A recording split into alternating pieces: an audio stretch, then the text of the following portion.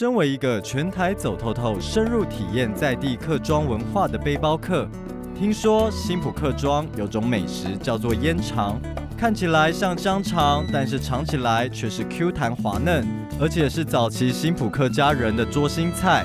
这个烟肠啊，就是它的那个外形跟我一般吃到的那个香肠的外形是很像的。对。那其实它有两个有不一样的地方吗？香肠它是全部都是灌肉啦，然后我们重点是有地瓜粉，因为地瓜粉遇到热水它去烫的话，会变得像果冻一样。所以现在这个就是肠衣。对，你可以摸摸看。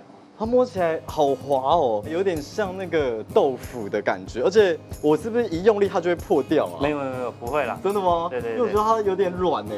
那我们现在开始，好，一开始就可以先倒一点姜。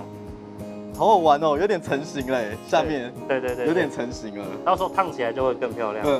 所以这一道是过年的时候会出现的一道料理。对，就是也是我们的招牌啦，客家的比较有特色的。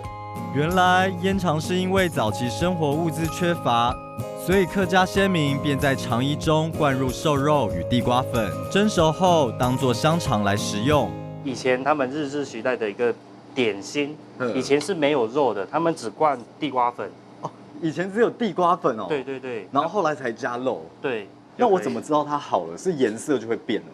对，然后我们还要去捏它，就是拿起来要稍微去压它、捏它，你就知道它 QQ 的感觉。所以现在这样就是好了嘛？对，你可以摸摸看。哇，它这个触感真的，一摸就弹回来，很像那个果冻。烟肠灌好之后，下锅煮10分钟，就可以等着开动了。好，那我卡架来撕了哦。好。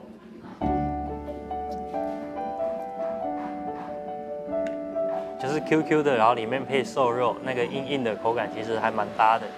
然后它这吃起来是软软的，然后加上它的那个外皮啊，是非常 Q 弹，有点像果冻的那种咬起来的那个嚼劲，然后再配上这个味噌酱啊，是非常香的。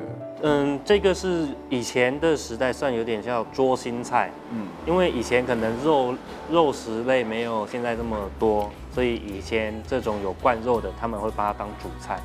哦，这个以前是那个年代的主菜。对，所以因为有肉嘛，大家吃的都开心。下次若有机会到新埔，别忘了品尝这个道地新埔客庄的在地美食。